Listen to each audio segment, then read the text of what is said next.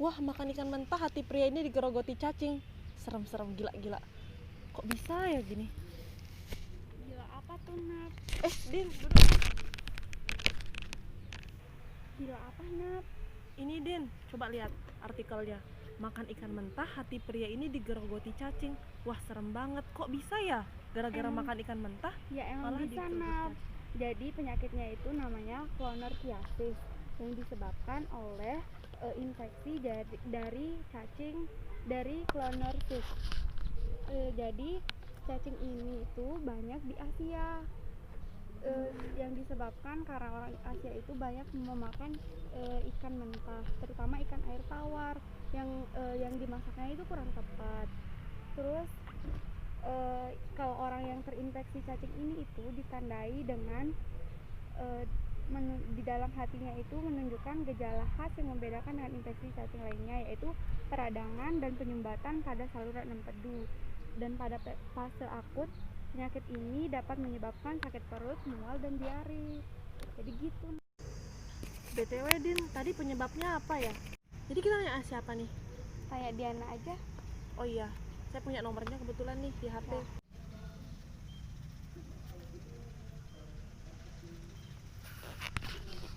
Halo, Di. Iya, Di, kamu sibuk nggak? enggak sih. Kenapa? Eh, saya mau nanya nih, Di. Iya, Jadi tadi saya baca ada artikel yang bilang kalau kita makan ikan mentah itu katanya hati kita bisa digerogoti jenis cacing gitu. Nah, kebetulan tadi Dinda juga udah sempat jelasin kalau itu nama penyakitnya itu clonorchiasis, dan dia pun udah jelasin juga tadi morfologinya.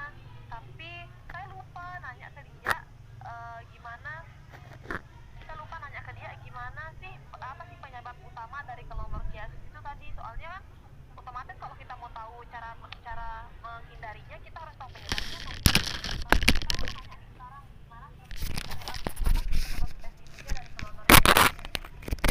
oh gitu. Jadi, oh gitu, oke. Jadi, jadi clonorchiasis itu disebabkan karena infeksi clonorchis. Nah, biasanya itu disebabkan karena mengonsumsi makanan yang kurang matang atau mentah.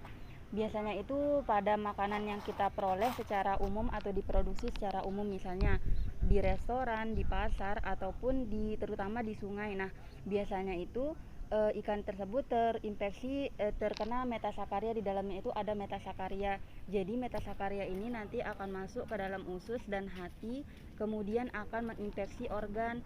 Nah, infeksi ini yang akan terlihat itu apabila setelah kurang lebih selama 3 bulan, dan penularannya itu biasanya melalui feses. Kemudian penyebab lainnya itu karena kurang perhatian terhadap makanan yang dikonsumsi, misalnya terutama mereka yang memiliki tingkat ekonomi yang rendah atau menengah. Biasanya itu pada para petani, nelayan, ataupun para pedagang, dan biasanya staf catering. Kemudian bisa juga pada mahasiswa atau pelajar yang biasanya mengonsumsi makanan ikan terutama di luar rumahnya. Dan biasanya kan infeksi ini juga sering terjadi itu pada tingkat keseriusannya itu biasanya lebih tinggi pada pria daripada wanita, dan terutama juga pada orang tua atau lansia di atas umur 40 sampai 60 tahun. Begitu. Oh iya, paham Di. Oh iya, ngerti. Oke deh Di, makasih ya. Maaf ganggu. Lain kali kalau saya bingung saya tanya lagi ya. Makasih Di. Goodbye. Gimana, Nat? Udah ngerti? Ya udah sih, udah agak ngerti. Kalau gitu aku pergi ya. Oke, kamu mau kemana? Aku mau ada kelas. Oh iya, oke, hati-hati Din. Ya. Nah. Wah, berarti dari penjelasan teman-teman kayaknya bahaya banget nih kalau kena parasit yang satu ini.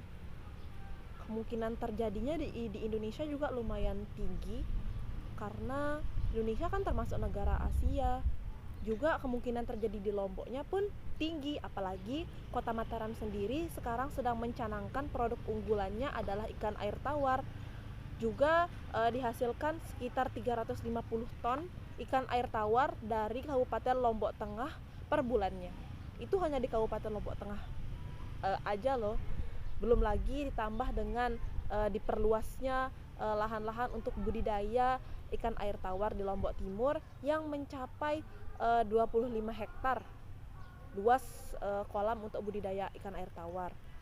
Ditambah lagi sekarang sedang marak-maraknya budaya ke-Jepang-Jepangan atau ke-Cina-Cinaan yang menarik masyarakat Indonesia untuk makan makanan mentah seperti ikan air tawar yang mentah ini, sehingga malah tambah memperbesar kemungkinan penyakit ini ada di Indonesia. Jadi kita semua harus hati-hati sih guys, untuk cari pencegahannya. Kayaknya kita lebih baik nonton YouTube deh.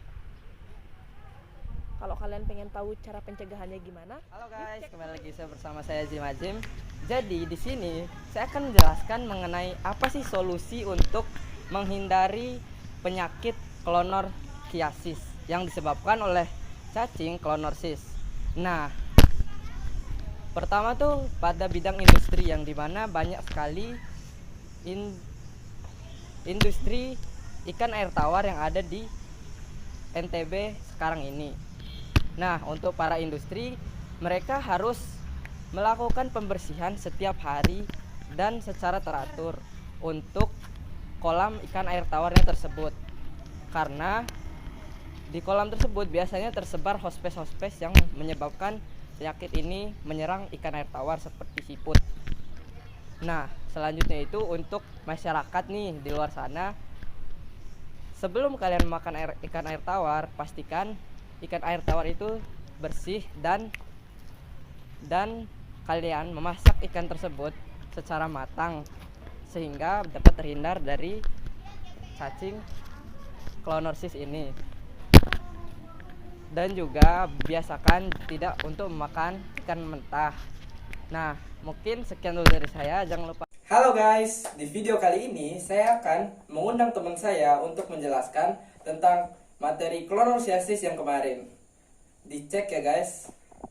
Oke, jadi kenapa kalau kita tidak mau terkena atau terinfeksi oleh Clonorchis sinensis ini, kita harus memperhatikan ikan yang kita konsumsi, dan seorang pembudidaya ikan harus memperhatikan atau rutin membersihkan tambaknya, karena ternyata Clonorchis ini punya 3 bentuk larva, dan 3 bentuk larva ini ada di tempat yang berbeda-beda. Yang pertama ada bentuk Miracidium. Bentuk Miracidium ini ada di air, dia berenang di air. Mungkin gambarnya bisa ditampilkan di sini. Kemudian yang kedua ada bentuk Cercaria. Bentuk Cercaria ini ada di dalam tubuh bekicot atau siput. Yang ketiga ada bentuk Metacercaria. Bentuk Metacercaria ini ada di dalam tubuh inang definitif, bisa ikan, bisa juga manusia. Nah, kalau kita lihat dari siklus hidupnya, yang awalnya telur yang ada di feses yang orang terinfeksi ini teringesti oleh siput, dan nantinya siput ini akan mengeluarkan Cercaria yang akan menempel di kulit ikan yang ada di air tawar. Nah, oleh karena itu kolam harus tetap dibersihkan agar tidak terdapat siput dan tidak terdapat Cercaria yang akan menginfeksi si ikan tadi. Nah, kemudian kenapa ikan harus dimasak dengan teknik yang benar atau dengan cara yang benar?